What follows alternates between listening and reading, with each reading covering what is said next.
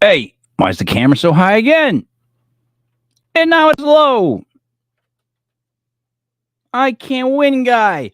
Hey, who'd you talk to? What's going on? It is me, Mike Lepre, King Michael. This is World of Legit Fantasy Wrestling, brought to you by legitpodcast.com.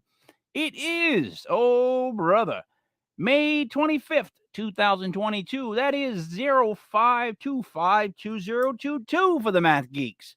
Got to be something. It was just enjoyable to say. 05252022. Why not?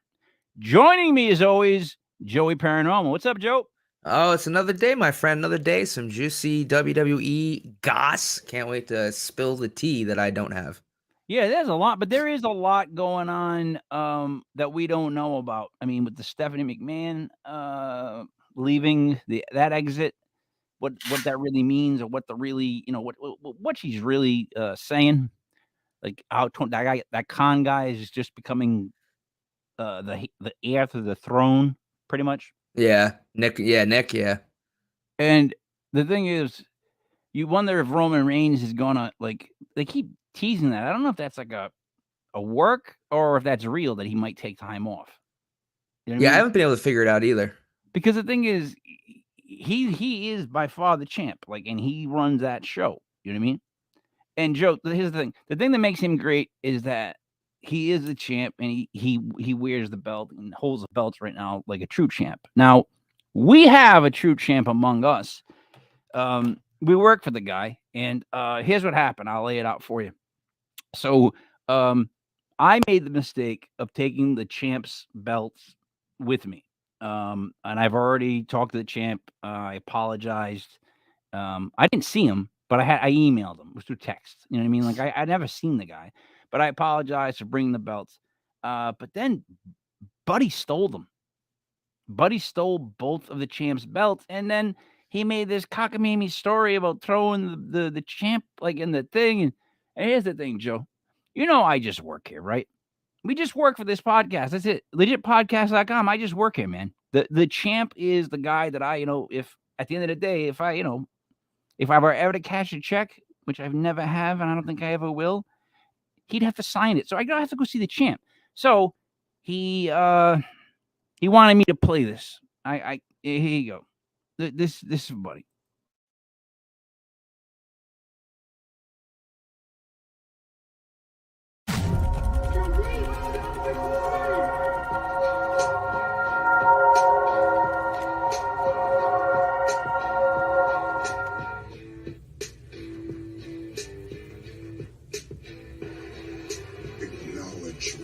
Buddy Money Fair. You had the nerve, nay, the gall, to take the championships that you do not rightfully own and steal them from the king.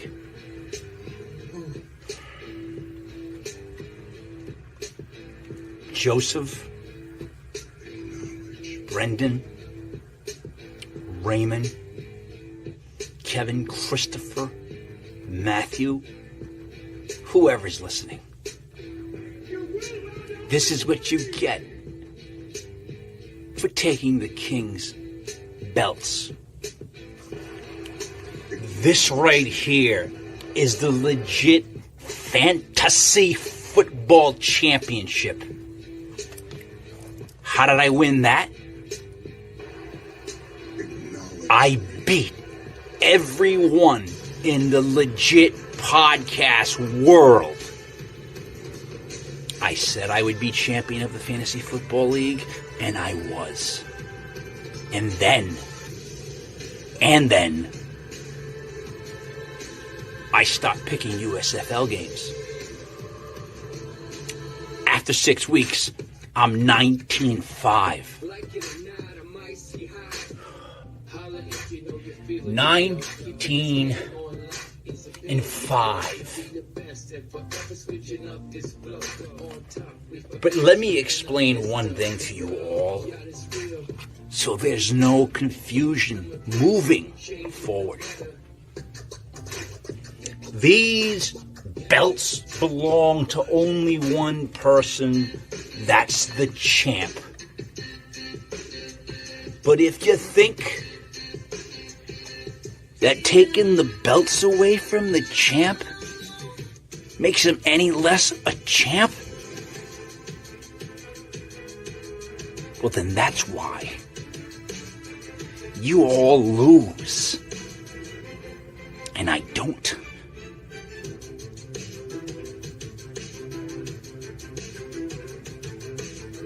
I am your champ. I am the chosen one that was supposed to bring this fantasy football league to a level it's never been, and I am doing that.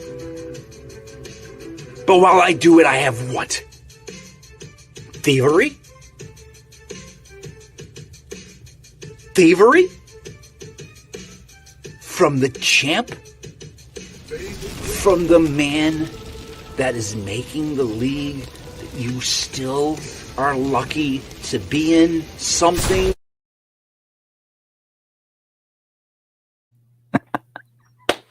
Joe, I look, I don't know, man. I told you, that guy's got a lot to say. I'm just, me personally, I'm happy Buddy returned the belts as quickly to the champ as he did, because I was worried. Joe, I was just worried about the channel itself. I mean, you keep saying Buddy returned the belts. My understanding is the champ had to go swimming in the Boston Harbor to get them. No, the way it was explained to me, it was like the Boston Tea Party, and the champ got flipped. By the way, into the Boston Harbor. By the way, that makes no sense, because if you were watching that video, the champ looked perfect.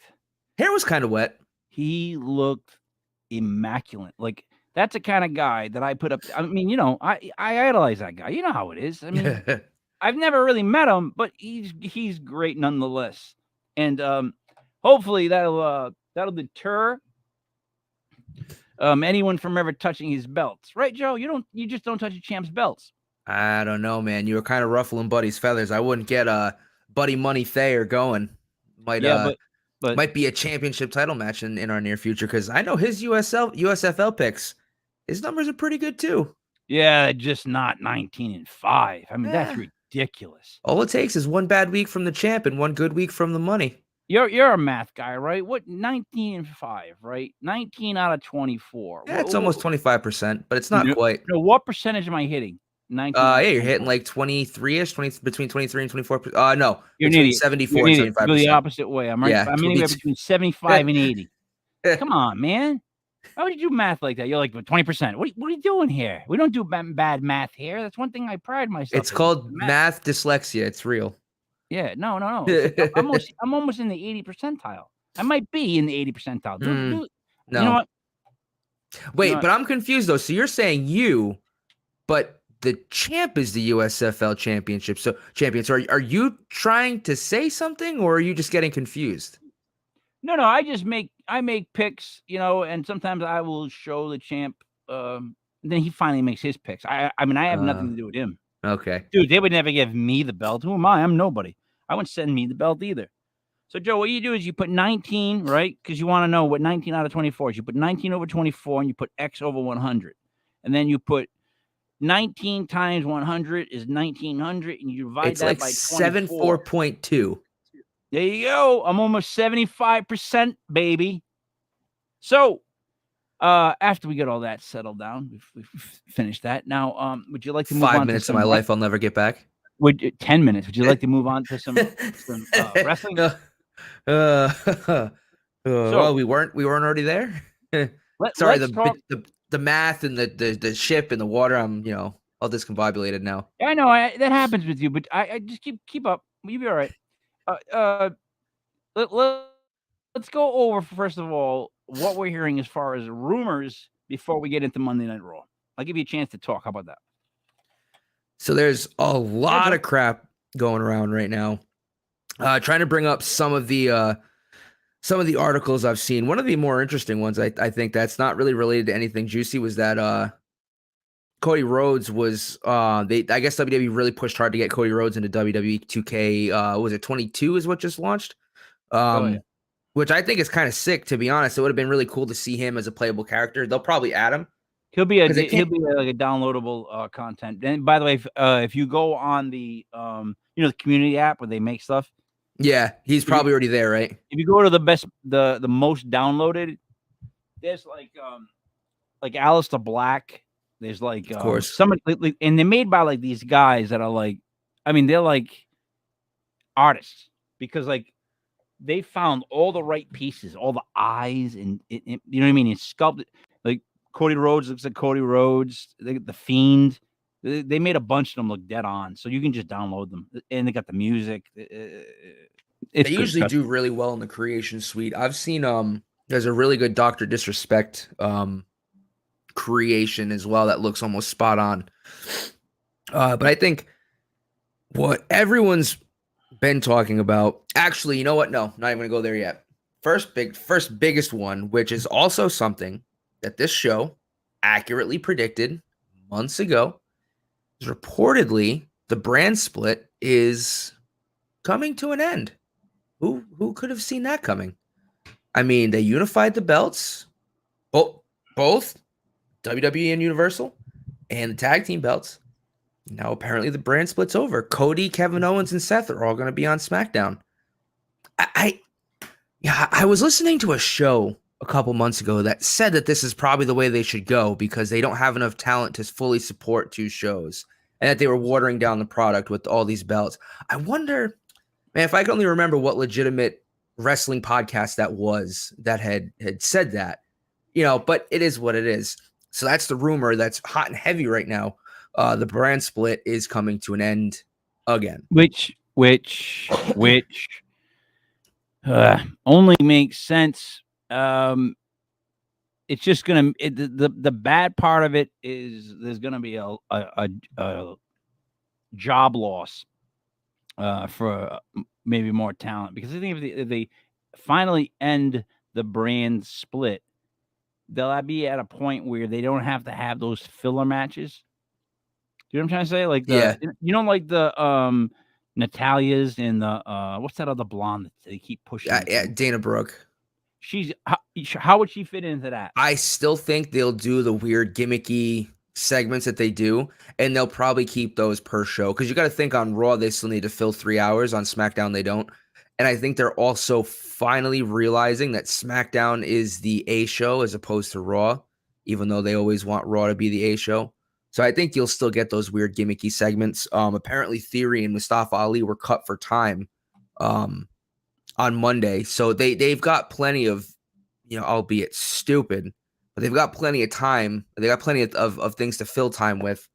So I think they'll be good. There's obviously always going to be roster cuts. I don't think that's ever going to stop. I just don't think it'll be. There'll be a bunch. I just don't think it's going to be like, because they won't get rid of Dana. They won't get rid of Natalia, Tamina. Those characters will always be there. I guarantee why they won't get rid of them? You know why they won't get rid of those three you just named? And I'm thinking about it. House shows. Yeah. Because there's going to be some really B talent at house shows, right? Like you're going to get Natalia versus Tamina. Like you're going to get, all those people are going to be relegated, unfortunately, to B shows. Yeah. And I mean, the house shows. So they're going to be okay with that. Yeah. And I think, as you mentioned earlier, Roman's going to stop doing house shows altogether, I think. I don't think you're going to see him doing that. I think he's going to only be on like televised shows, and he'll probably only be on one or the other that week. He probably won't be pulling double duty. I'm hoping that it means that he's going to, at some point they've got to do some kind of unification where they drop one of the belts and it's just one. They do the same thing with the tag team championship, because then it makes a little more sense to not have him on TV as often.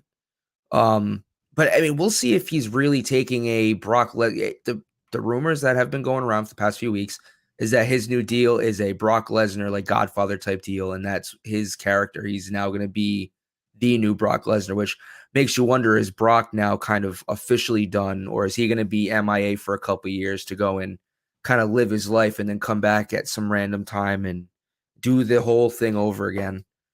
But yeah, So it's gonna be interesting. Wait a minute. Who becomes the next who? Roman becomes the next Brock. Okay, and then where's Brock going? If I had to guess, Brock's probably going to go on another hiatus where he's going to just go live his life for a couple years, and then once ratings are bad or they just feel like they need a splash, they'll throw some money at him. He'll come back for 6 months and do some shows and win You the really think belts and he's then lose gone? them again. I think so, by them giving Roman the title and by them kind of taking him off TV and by bringing in Cody Rhodes, I think Brock's probably going to be away from TV for a while. Because again, like, at some point, one of the reasons they're ending the brand split is because they just they haven't established enough main event superstars.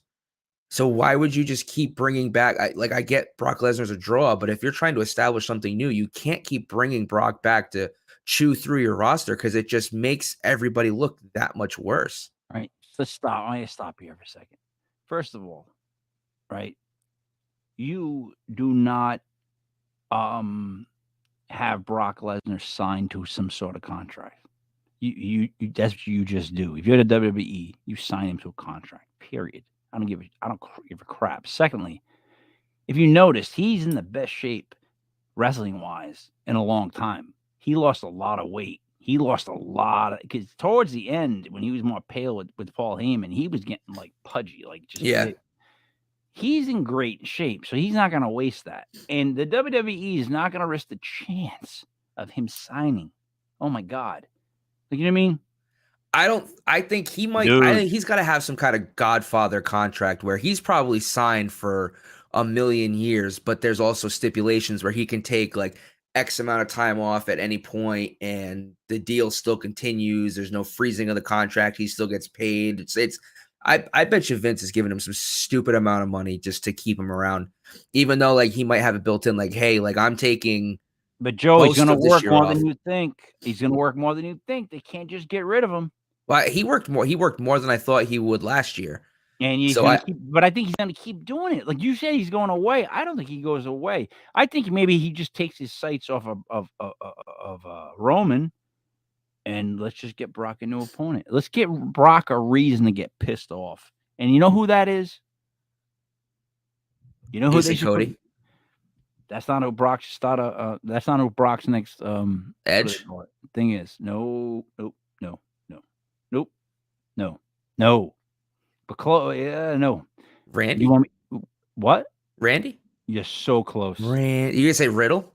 There it is. Because of the whole heat that he has with Riddle? First of all, Riddle's a former UFC fighter. Yes. And Riddle only has to bring that up in one promo about Brock and then just be how he is towards Brock.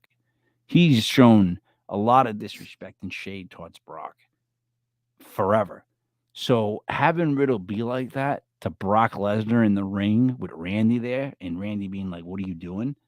Would be such a friggin' great angle. Because the thing is, if you have Brock go after Riddle, but Riddle does some sort of like other move where he gets out of it and RKO's him, the place would pop like where the roof came off.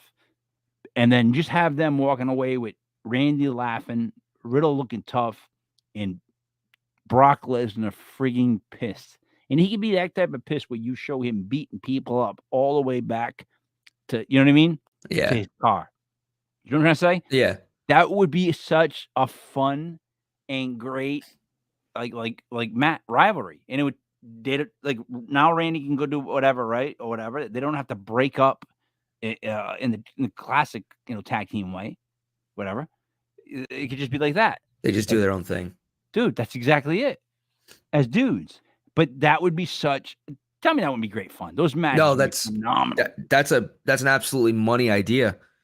The issue is if you think it's a good idea and I think it's a good idea, the WWE will do the exact opposite, at least for the next probably 6 or 7 months.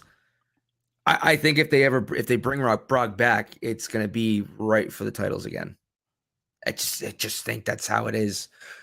Or that's how they end up having Roman lose the belt, whatever it'll be, is by interference from Roman, and that's how you strip him of it. He doesn't lose cleanly, and then instead of going back to the same well where he is continuously trying to win the belts, he just feuds with Roman just to fight with Roman. Who's this? Brock. So you want to take the belts off both of them? No, well, Brock wouldn't have the belts. He doesn't have any belts. But what about Roman? Why would you want him to feud with Roman? Well, so again, what I'm saying is, I'm not saying I want him to, but what I could see WWE doing is the way they get Roman to drop the belts eventually is to have interference from Brock Lesnar, and then instead of starting a championship promo with Roman and Brock, they do their own thing. Champion goes off, or they have a triple threat. Champion retains. Joe, whatever. The belts are going to be melted into one. Yeah, it'll be just the WWE championship. That has to happen first. That has to happen. The minute they decide they're going to go back to one brand, they have to have that ceremony. And they should do that with Roman. And if you know what, I'll pitch your second one. This is the perfect timing.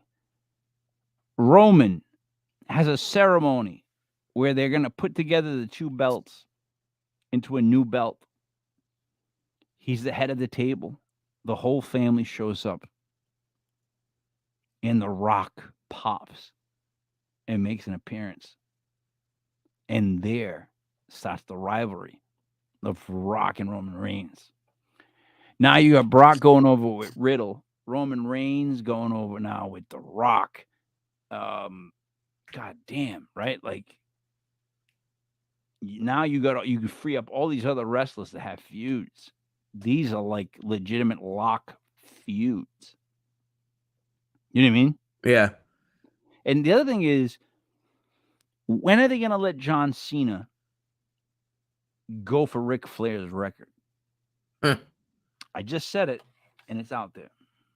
I don't know if he wants. I guess he probably does, but I don't know if that'll happen. I don't know if they'll do it with Cena because they probably still harbor some ill will because he went Hollywood and he pulled the Dwayne Johnson and just kind of left the company behind. Yeah. So I don't know if they would appease him in that way because they haven't yet. I mean, he hasn't won a WWE championship in years. I mean, he's at what? He's returned 13? Multiple times. How many times is he at? 15? He's got to be either 14 or 15. I think it's 15. And he might even be tied at 16. I think he's at Edge is what? Yeah, look it up. Edge 12. Is Edge is 13, I think. Edge actually has the most championships of all the wrestlers. As far as if you put them all together, he has the most championships. If you count his heavyweight championships, his title, tag team, all the tag team titles he won, Intercontinental, everything. I don't know if he's done the what's that called? The Grand Slam where you win all the major belts. Like I don't know. I don't think Edge ever won the United States Championship. What's that? I don't think he's ever won the WWE. Yeah, he probably hasn't won that, but he's won the tag team belts a million times over. See this? I just looked up at one that can't be accurate because he said he only had So see, yeah, I was right. Cena's at 16. Cena's tied with Ric Flair. Let's see. Hold on. Of course, you click an article and like 57 pop-ups come up, making it virtually impossible to read the friggin' article.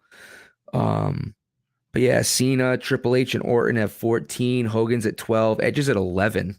Oh, I thought it was 13. All right. Lesnar's at 10. Sting's at 10. But tell you what, look up most belts though. Period. It'll be Edge. Like most. Yeah. I forget what he's at. He's at like 30 something. It's stupid. It's like he's won so many like belts.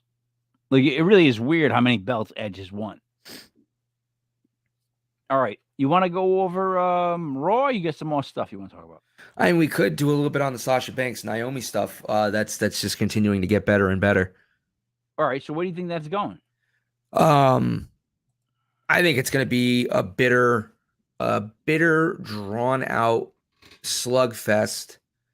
Supposedly Naomi only has a couple months left on her contract, and also supposedly the belief is that she was kind of coaxed into walking out with Sasha Banks. Sasha kind of manipulated her, is what a lot of people feel. There's also talks that the WWE could freeze their contracts while they're, storming out, doing whatever. Well, you know what? Naomi has like no like. All right, take away her marriage. What is she thinking walking out? They don't need her at all. They don't use her. They don't need her. She's not part of any like big thing, right? Sasha Banks they could use, but Sasha Banks has a history now of this, and I'm like, dude, they have no leverage. They just walked out, and WWE's like, you know what? Sasha Banks keep doing shit like this, and we don't need this. But And they do have leverage. but how? That leverage is AEW, because if either of them, if Naomi goes to AEW, she goes to the top of the card. She becomes one of the highest profile women's wrestlers they have, because the women's division in AEW is very lackluster outside of Britt Baker, Cora Jade, and maybe Hikaru Shida. You know, I know Thunder Rosa is the champion right now, but they don't have a lot of star power at the top. I mean, Ruby Soho and Tay Conti are there. Not Tay Conti, Tara Storm, I forget Tony Storm.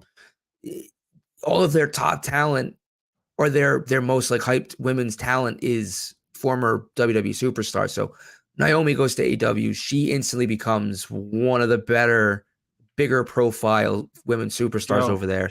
And if Sasha happens to get out of her WWE contract and goes over to AEW, she becomes one of the biggest draws that AEW would have. That becomes one of the that's up there with Cody Rhodes going back to WWE, because she would be the women's division. But Joe, if the WWE just lets her go because they have no need for her, because they have such better things they're doing, why do they care that it goes to AEW? Have at it. It's going to be a pop. It'll last for like a month, and then Naomi will be just part of the whole gang. No, okay, you have that about Naomi, but if Sasha goes, that is huge. That's like one of the biggest stories that can happen in wrestling. There are people on the internet, we talk about the show frequently. I'm specifically saying What Culture Wrestling. I forget if it was Adam Wilborn. I think it was Adam Wilborn. Which one is he? It was the redhead. I believe it was redhead, was saying, it might have been the bald guy. It might have been Andy Murray. I don't remember which one it was. The redhead guy's funny when he tries to grow a mustache. I think it was actually funny as shit. I think it was actually Andy Murray who said that he believes, and could be either or, they believe that Sasha Banks is the top women's wrestler in WWE, and she should get the Roman Reigns treatment. Like, she should be as heralded and lauded as Roman Reigns. I don't know if I necessarily believe that, but that's how, like, there are people who have a big voice in wrestling on the internet who believe and say those things. So Joe, she's like 3 feet tall. She's 3 feet tall. She's not Roman Reigns. All right? I'm not telling you that's my opinion. I'm just telling you that is the opinion of some, and some people who have a big and powerful platform on the internet for wrestling. That's how some people view her. And I know that they're not the only ones. If she goes to AEW, that ends up being one of the biggest things. It's the biggest thing since Cody Rhodes.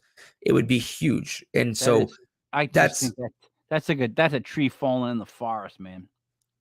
Sasha Banks going to AEW? Yeah, I think it's a big deal for a little bit, and then that's it.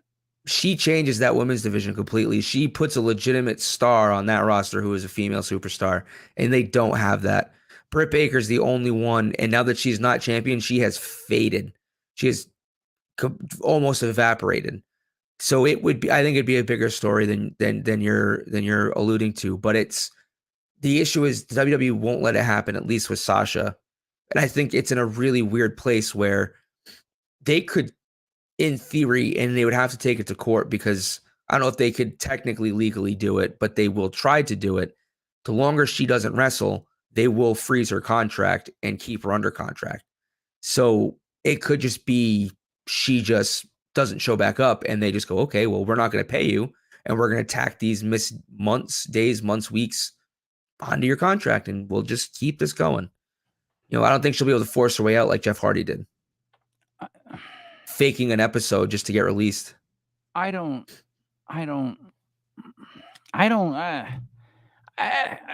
think those two have any ground at all. I don't care that, like as a WWE fan, if they were to leave the WWE right now, I could care less. So if I'm not focused on AEW, if I'm not looking at the like if I'm the best product and I'm not looking behind me, why would I care? I think there are a lot more who don't share that same view. I think All that right, but you are in I'm the looking at minority. it as a business. Why would I care? But let's put it this way: the WWE right now, they don't care. So I'm telling you, why don't they not care? Why are they not caring? Well, because those two are expendable. Look at that Sasha, roster. I Come think Sasha on. makes them a lot. Yeah, look at the women's roster. Ronda Rousey is your biggest star, and you had to force that down people's throats. Sasha Banks makes them a lot of money, and I think that again, yeah, they're not gonna necessarily feel it, but I think they would notice it. And I just don't see that being something that they want to do. Is just let that money and that revenue that she brings in merchandise sales and ticket sales go to a competitor. Dude, I think you're just giving them free money. just promote another girl in her place. Dude, Bianca Belair stole. I already told you this. I said this, I don't know. I want to say months ago, but I told you Bianca Belair is kind of stealing the whole Sasha Banks persona. Like they're similar. She just is like, that's the same style. It's the same gimmick. Don't tell me how is it a different gimmick? You know what I mean? It's the same sort of gimmick. I mean, I think you're right to a degree, but I think that Bianca, I think she would have a hard time ever playing heel, and I think Sasha does the heel. Sasha is never truly a face. She just does the heel, anti-hero face really well, and she can be a true heel. I don't think Bianca in her career will ever be a true heel because I just don't think people will ever believe it. That's where I think they differ. The attitude, I think you're right. The character and the type of character when it comes to heel and faces, I don't think Bianca can play both as well as easily as Sasha can. All right. What else? Show? Let's move on from that. I got to sneeze. It's coming. See it? Weird how that happens, right? So all right. What else is going on? Is there anything else you want to talk about? No, that's it for the rumors, really, and there's nothing that's really super pressing. All right. I'm typing to people that are asking a question, and no, that's funny. All right. So let's move on to Raw results, Joe. People trying to book the champ for birthday parties and bar mitzvahs. I actually got like whose bathrobe was that? I'm being serious. Like from people that I don't think watch the show. What product did he use in his hair? What? I'm not joking. I wish I was joking. I just go, what bathrobe? Whose bathrobe was that? And then it was, are you nuts? I don't know why they sent no clue. And yes, I don't know why they sent it to me. All right, so opening match, I believe, was the Usos and Sami Zayn versus the Street Profits and Riddle. Right? Yes. Jesus H. I hate 3-man tag matches, and God, the way they threw these three together. What did you think of it?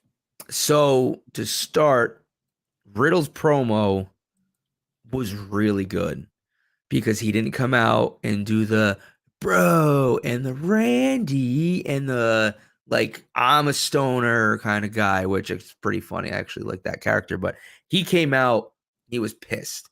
He came out with a little bit of an edge. He came out with a little bit of a hair in his popcorn, however you want to say it. He had a little bit of an edge, and I think that if that's the type of kind of slight character switch, because again, rumor is that Riddle's going to face Roman Reigns for the WWE for the Unified Championships. He's going to lose.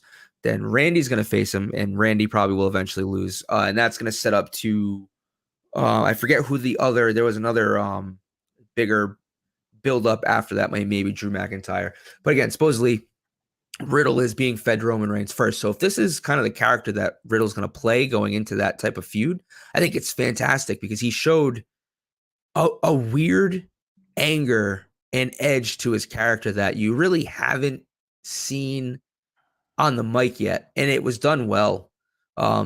Especially for someone who doesn't really come from this universe, who I'm sure probably, in the UFC, he didn't get brought up on how to, cut somewhat scripted, somewhat unscripted promos. So I thought that part was really good. And the 6-man tag match is, yeah, it is what it is. It's creating a story. I think it's funny that Sami Zayn is kind of like he got thrown into this, but he's now like, I'm part of the bloodline, like hop on the train. And they're like, dude, what are you, like, why are you here? But it's evident, obviously, that they're keeping Roman from this mid-card feud, but they had to fill his space with somebody. You know what Sami Zayn should do? You know how he used to be El Generico? Generico? He should dress up like a crash test dummy. Because basically all he is right now, right, in the WWE is that.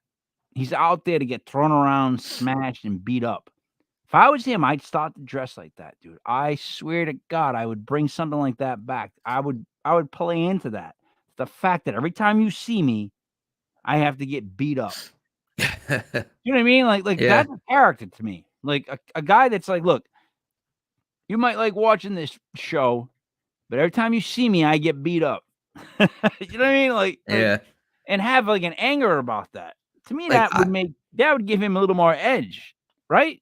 Yeah, like his whole thing is like, I get paid and I get compensated well, but I get the shit kicked out of me. Every night I gotta get my ass. Yeah. Yeah. I'm looking at the lights every night. I'm in a 16 tag match. Joe, I didn't watch that match. I guarantee he took the pin. Yeah, he did. Yeah, he took an RKO from Riddle. Of course he did. Yeah. So my point is, I would be like, look, I'm in a 6-man tag match, and you know who takes the pin? Me. You know what I mean? Like I'm here every night to lose, so other guys don't have to. Like that's such a great character. He should really play into that. But hey, I mean, they've given him a couple mid-card title runs, so he can't completely complain. Like they have given him a title to hold at some points, because I think he knows he's never going to be a top champion, and that's fine. Like some wrestlers they just know that because it's just how it is. You know what? I hope they're listening to us, because so far we're settling a bunch of problems. Damian Priest and Rhea Ripley. First of all, I thought they looked great. And now versus AJ Styles and Liv Morgan. What's coming next? Who is there? Who's the next member? So Edge made it sound like he was looking to recruit more members and teased several possible names, including Morgan and Finn Balor. Yeah, he threw a bunch of names out there. He just started like listing people in his promo. He said, so how you know it won't be AJ's? He said to AJ, if you join, your kids you'll have to call me uncle or something like that. Like made like a really weird kind of creepy comment. But basically, he threw out a bunch of names, but there's one person who was like suspiciously not around for this match, who has been involved in this feud pretty heavily, which is kind of weird, in the grand scheme of things. So that's the heavy speculation, is it's probably Finn Balor. And everyone's asking, like, where was Finn? If Edge was there and Edge was the reason that this match ended, that AJ and Liv lost, where was Finn to level the playing field? Why wasn't Finn at ringside? And I'm sure he probably had the week off or something, but it's still for storyline, it works. Like, where was Finn? Why was he just all of a sudden not there? Look, we already said why it's gonna be Finn. We already explained the whole demon thing. We already explained the whole bringing it out of him, right? And then we gave reasons for other people. But so right now it should start with Finn, and they should definitely bring Liv Morgan over to team with. Because let me put it this way, and no offense, this is probably whatever. I don't give a shit. It just sells. 2 women flanked on either side of Edge, with Damian Priest and Finn Balor standing behind him. Joe, that's it. Yep. That's what they need to do. Those are the people they need to bring over. Yeah, I mean, you're not wrong. I think, Alexa Bliss could be a good choice over Liv, because she's more seasoned and has a championship pedigree that I think could attract Edge to want to recruit her, especially because she's been underutilized and kind of what's what I'm looking for? When you're underestimated, a lot of people really overlook her nowadays. People, especially because the Lily gimmick, people forget that at one point she was like the top woman star, and yeah, she was a heel and she used heel tactics, but she's held. Yeah, it's true. Yeah, I mean she's a 5-time champion, and again, I hate the brand split saturates that because she's a 5-time champion, but like 2 championships were Raw, 3 were SmackDown or whatever, and like that's in the grand scheme of things, that's just the same champ. It's just weird. But she's a 5-time champion, tag team champion. Too bad she wasn't an NXT champion because then it'd be the triple threat, whatever they call it. Asuka's got it, or no, that'd be the Grand Slam for women because Asuka's done it, Bayley's done it. I don't know if Sasha's done it, but I'm getting off topic. Okay. I think. I like when you do that. I like when you go off topic, Joe, because I have no idea where you're going to go with that. So, and I've gone cross-eyed. So let's go next. the King's Court. Yeah, this was weird. I don't even want to talk about this because this was just stupid. What was it? Out of nowhere, Jerry Lawler came out and had an episode of King's Court that, like, I can't remember the last time they had an episode of King's Court, but they just nonchalantly just did it like it happens every week. And he brought Veer out and just like made fun of him about being super hairy. And Veer was like weirdly calm until the Mysterios came out to stop Lawler from getting attacked. It was just weird. It was like a weird, awkward segment. And I have no use for Veer and his character, and I just made no sense. Like just randomly throwing a King's Court. You've got all these different dumbass shows that they play, the Happy Talk and Miz TV and the KO show, and let's try out Jerry Lawler for King's Court to put over Veer, and no one's gonna care. Not a one. Look, when you got to go to Jerry Lawler to put someone over, which it's weird, throughout the years they've used Jerry Lawler to put people over. Like out of the blue, they'll pick Jerry Lawler to come out and fight again. This is too old, and it's been done way too many times. Like how many times is Jerry Lawler gonna get beat up by like the new ever? Yeah, he's like 400. Give the guy a break. Give the guy a break, And this does not make this guy look tougher. How does it make him look tougher? Especially beating up the Mysterios every week. Like that's what I'm saying. Like the guys that he has in the ring, Jerry King Lawler, the Mysterios, the people around them at that moment. How does that make him look really that tough? What other guy in the roster couldn't clear that ring of the bigger dude? Yeah. It doesn't make sense. Yeah, I'm kind of over the Mysterios too. Like I loved Ray growing up, but like at this point, too much. He's too cheery faced. He's too smiley. His smile is too. Ugh. It's literally the smile of someone who's like, I'm just happy to be here. I literally, when he smiles, my immediate reaction is, ugh. Like, kid, stop smiling. I just want them to do the whole like feud. Dom, they break up, they feud. Dom beats Ray. Ray hands over the mask. Dom becomes Mysterio, and there you go. The Mysterio legacy continues, and he is just a single superstar luchador wrestler who is named Mysterio. And I wouldn't be against it because you need luchador wrestling on your program because it's some of the most interesting and phenomenal wrestling that there is with what these guys can do. And they don't have any luchadors on the roster anymore. Lucha House Party disappeared. All the good luchador wrestlers are in AEW. I mean, like Penta, Phoenix, what the guys are doing in Death Triangle. I mean, have you seen some of these guys over in AEW? And WWE's like, nope, we just want giant, monstrous men who pick you up and slam you down, and they are and it's just stupid. I hate everything. Yeah, it's so I think it's gonna come to a point where they have to determine what is wrestling. Like what what's wrestling? Because the WWE style of wrestling is that the biggest guy usually is going to be the winner. So that doesn't really always make sense. So it's not always that way, but a lot of times they lean that way. So it's like, what is wrestling? Is it just the big guys? Are the big guys just going to squash all the mid card guys? Is that just how it's going to be, or are they going to be mid card guys that are like mid card guys that are more like winning because they're more technical, they're better wrestlers, they're just better. When's better wrestling going to come into play, Joe? Yeah. It's a perfect example of like a CM Punk or a Bryan Danielson, where they were never the biggest guys, but they were just good performers and good wrestlers. And the WWE doesn't really have any of those right now. I mean, you got Seth Rollins, Finn Balor, Cody Rhodes.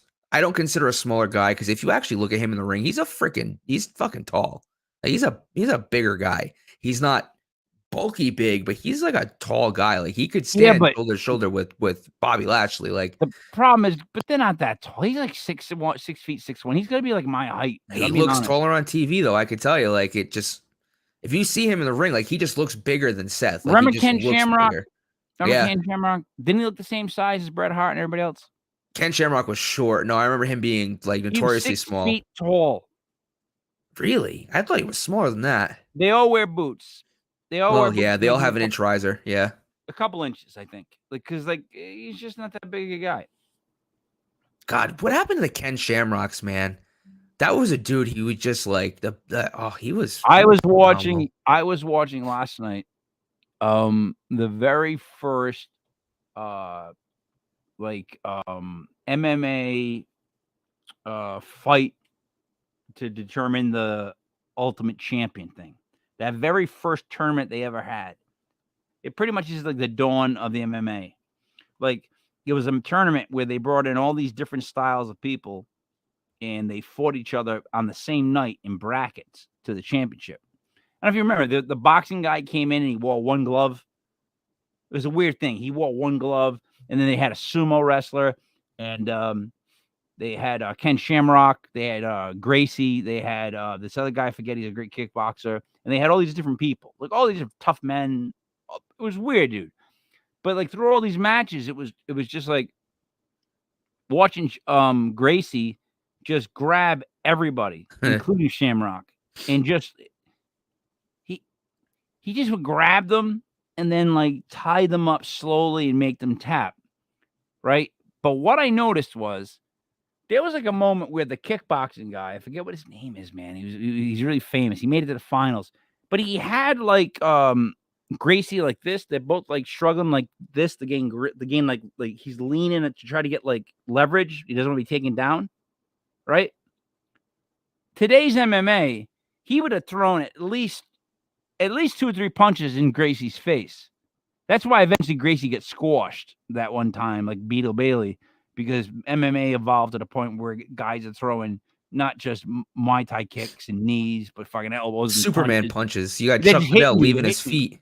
But it was just the fact that they're striking now from all angles. Yeah. In that tournament, you watch it, and they didn't really know how to strike. It was weird because like if you're in like a tussle with a guy, you would think you'd try one shot at him.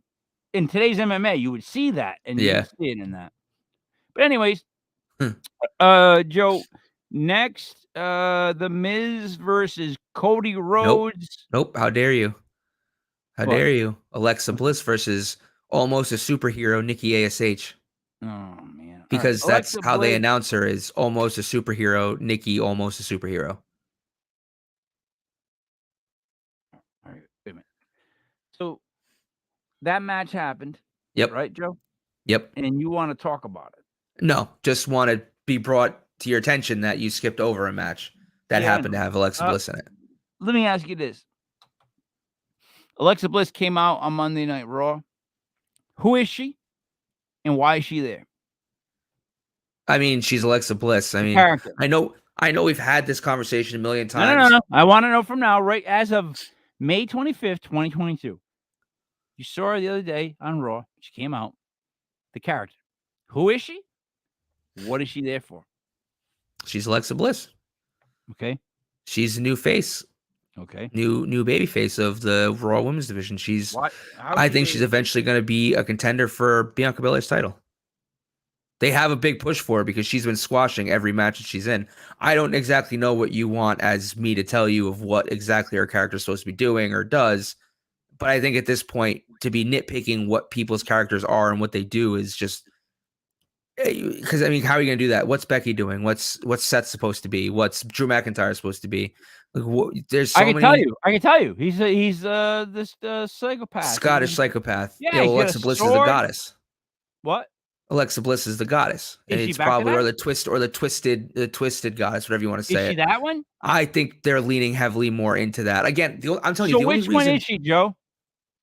I think they're bringing her back as a mixture of both gimmicks, I guess.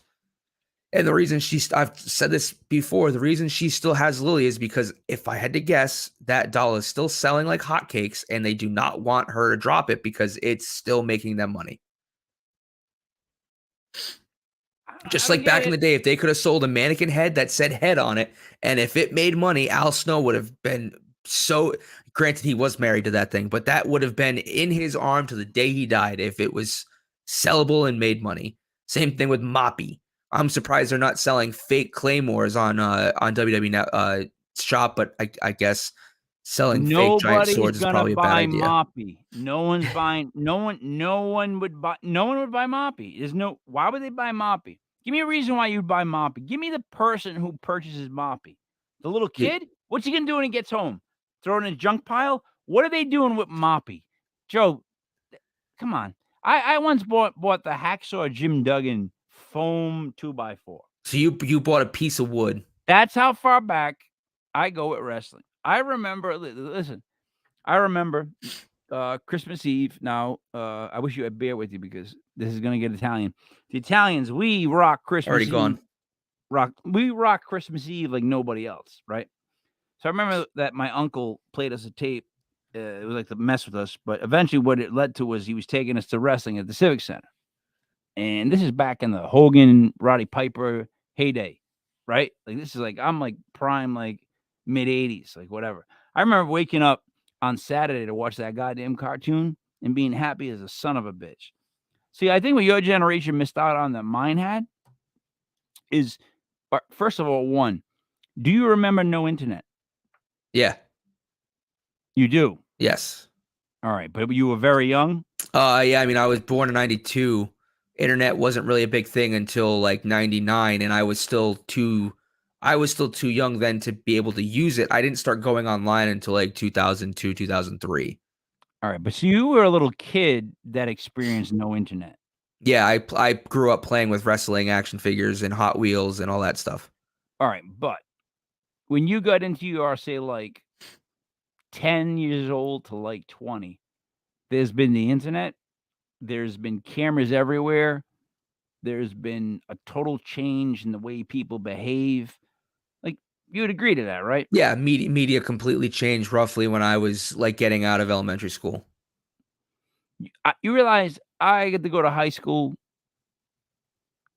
when there was no internet? Yeah, oh yeah. It was Or it was starting out, and there was no cameras everywhere in the schools. The stuff I used to do in school could never be done today. You have no idea, like, how me and Dave and the guys I hung with would stop class, like, stop everybody's class to just do some sort of dumb joke. Like, Joe, you have no idea what I got away with. My senior year, right? It's a true story. I don't know if I told you this one. So I went, it goes algebra, geometry, algebra 2, right? That's how it goes. And then senior year, you can take like calculus, shit like that. So I get called down to my Alan with this story. I called down to my whatever it's called, guidance counselor. He's like, Mr. Lepre, you got to take a math. You don't have a math listed down. I'm like, Mr. Van, I don't want to take calculus. It's elective, right? He's like, yeah. I'm like, so that means, elective. I don't want to elect it. He goes, well, which math are you going to take? I said, well, if I don't take that, then I can take any math on the list. Well, technically, Mr. Lepre, that's how it works.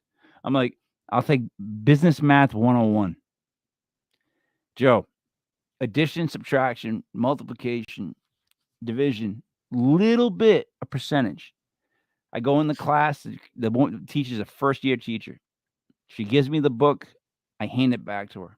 I'm like, I'm not gonna need this. Whatever you need me to do, just give me a test. I'll fill it out. Like, not to be bragging, but like, come on. So I'm in the class with all freshmen that have little to none math skills, and my friend Ronnie Pay, who happened to be in the same class with me senior year, right? My graduating class, but somehow he was still in business math. I never asked. He was just there, right? So me and him would stop class every day and we named everybody in the room, all the freshmen. They had different names. And there's just different things we did.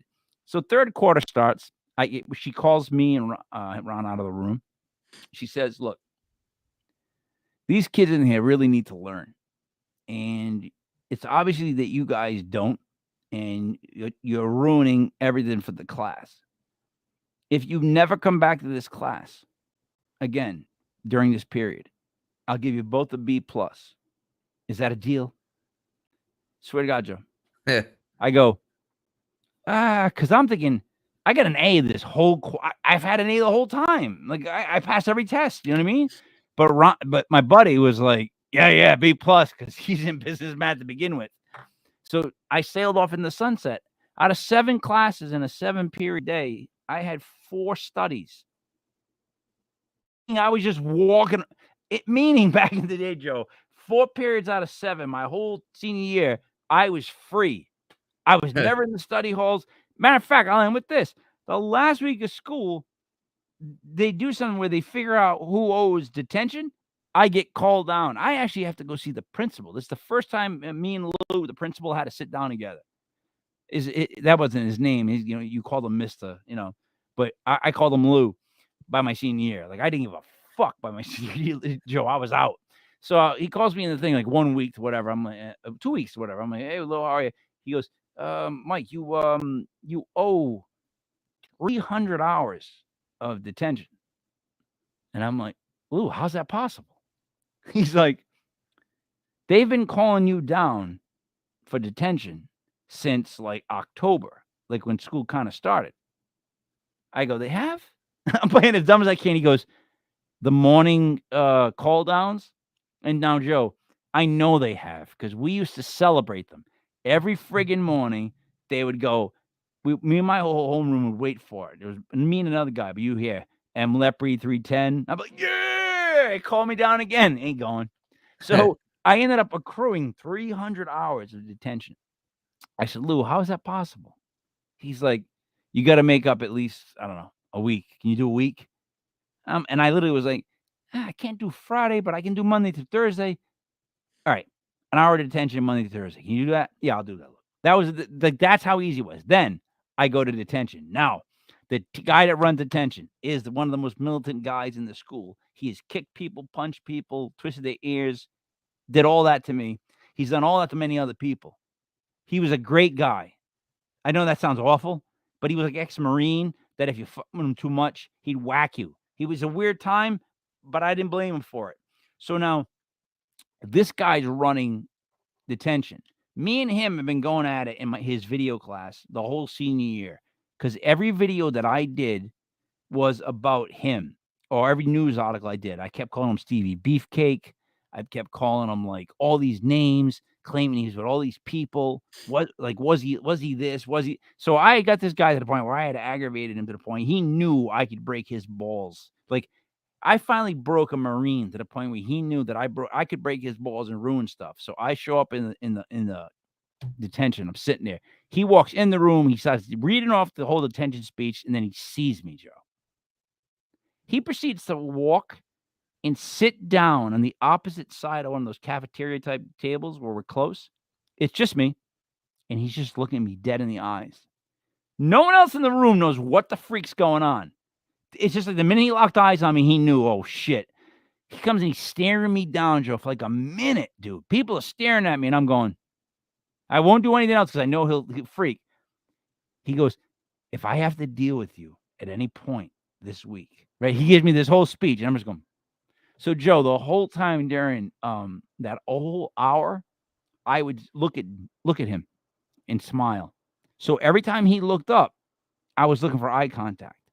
He wanted to kill me, but it was hilarious, right? So now, cut to the next year. I graduate. My younger brother goes to school at the high school. He's in one of his classes, right? He's reading the roll call, and he goes, Lepre, right to his face as a freshman, right to it. Now look, he's like if you weren't like a senior, you wouldn't. You would be really intimidated because he's a Marine, drill sergeant. Yeah, so as a freshman, he's in my brother's face like, is there going to be a problem this year? Because he said to him, Lepre, he goes, Mike Lepre's brother? And my brother's like, yeah. He goes, is there going to be a problem this year? He was like, it was great. And when my brother told me about it, I was so happy. Joe, I was so happy that I caused like that to happen. Because that's just, to me, that's fun, right? That's just how it goes, right? Bad guys, good guys, no? Yeah. All right. Joe, what do you got to say to wrap up the show? Oh, man, I have absolutely nothing to say. It's been a good week. Good week in wrestling, good week in sports. Gonna go watch some Celtics, have some water, because if you couldn't tell, my throat's very dry. That's about it. Jack and Coke really dried out my my throat. So tomorrow we're doing, of course, the legit USFL show at 7:05. I mean, I'm 19-5. How could you not watch? After that, we're still trying to figure out what's going on. Joe, I am rapidly putting up stuff. I am like a day away from having everything listed so we can start like selling it as we talk. I sold the Joe Theismann. Okay. So I didn't even know it, but somebody saw it and I sold it. So I'm trying to keep that a hush until everything's up and I can get the prices low. Here's what I plan to do. When I finally put them up for this weekend, and this weekend only, I'm going to make them as low as I can so that friends of mine or family, if they want to purchase, it will be ridiculously low. And then I'm going to bump the price up as of Monday. I'm literally going to do that. I'm going to get it done by tomorrow, and then there's going to be a Friday night sale till Sunday night. And I'm going to let people know, and I'll let people go to site, whatever, but it'll be up to them. I'm going to keep shit low, and then on Monday, the prices bump up. Doesn't there you go. Make sense? Memorial Day weekend sale. Right? Like, shouldn't that be? Yeah, it's a good idea. So that's what I'm going to do. And I got almost everything up. I got the bats. I took photos of the bats. I took photos of all the helmets. I got almost all the jerseys. I'm almost done. It's the minis I really got to whack into. I got the 2 footballs. I got a cleat of a guy I don't even know who it is. Seriously, crazy names. I was looking at the Michael Irvin. The deal with that is that's on an authentic. It's not a replica helmet, Joe. It's a real helmet. It's dude. Holy crap! You don't get Michael Irvin, you know? Yeah, you just don't. Now look at my man LT, my favorite helmet. Look at it. How is this not the best helmet? Yeah, it's a sick-looking Giants helmet. 3 times Defensive Player of the Year, 86 MVP is how he signed it. It's got dust on it right now. I was gonna say, I thought I just saw it smudge. No, this is my baby. This is the Lunar. I remember it's a replica. That's a sick helmet. When I found out I won that, I lost my shit. That was one of those moments where I lost my shit. Speaking of, if we're going to do a quick little show and tell before we go off air. So this is how I've done up the Danhausen autographed. Nice. Nice frame. Nice frame. You can kind of see right there on the blue. It's the Danhausen autograph. There's a certificate of authenticity on the Warhausen, very limited comic, not done by a real company. It was kind of like a Kickstarter little project. I think they only did like 5,000 or 6,000 magazines. Very hard to find. Doesn't mean it's valuable, but it's very hard to find. I think it's dope. The second thing I'm gonna show you though is the other one that I got it on late when I saw that it was still left in a drawer, and that's Jerry Rice on a 49ers mini camo. It's a camo. I actually have a photo of him signing it that comes with it and the authenticity, the certificate. Whichever. Yeah, you can see the sticker on the back, the JSA or the PSA. dude. Yeah, that's sick. And then the one I wish you could see, and the one I actually wish was a different player that signed it, is Jeff Garcia signed this. Look at this Buccaneers. It's called the Flare. Look at the color of that. Yeah. It's Jeff Garcia. Damn it. I hated Jeff Garcia. All right, Joey. Nothing else to wrap it up? Yeah, one last one. That's the Finn Balor autographed piece of mat from, I don't know if you can read it, but that's from SummerSlam 2016 when he became the first Universal Champion. So this is actually a piece of the mat from when he won the first and his only Universal Championship that he signed. I love this card. I was so souped that I got this for the price I did, and I will cherish it forever. So, if I gave you all my cards, are you the kind of guy that would go through them? Yeah. Like I'm talking about, like, but you have no idea what I mean when I say that. Like I got sports cards, I got all the Pokemon stuff. I am primarily like I'm dying to get my hands on the Pokemon card because I feel like you probably have value, but I'd also take the sports cards as well. I'm not as good as Matt is when it comes to sports cards, but I have avenues of being able to check value, prices, what sets they come from, what their ratios were, if the parallels are worth anything, things like that. So I know people. So yeah, man, whenever you, I just need somebody to go through them and be like, yeah, keep these here, keep these there. You know what I mean? So I can get rid of the ones that are just like stock. Yeah. That's what I need. I got you. All right. So I know we talk about everything but wrestling, but you know, that's how that goes sometimes with us. We don't advertise that we're gonna always like do what we say. Like, you know, I mean, this is a live performance, Joe. Like you get what you get. Like, you know what I mean? It is what it is. If we go in one direction, we go in one direction. Although, you know, One Direction was not that bad. Okay, I think you should end the show now. No, but they weren't. What you just said was almost crazier than the ravings of the lunatic from earlier in this show in a bathrobe. I don't know who that is. So, for Joey Paranormal, it's me, Mike Lepre, King Mike L. This was World of Legit Fantasy Wrestling, brought to you by LegitPodcast.com. We'll see you again next Wednesday. Tomorrow night, USFL, and there might be another show after that. We don't know yet.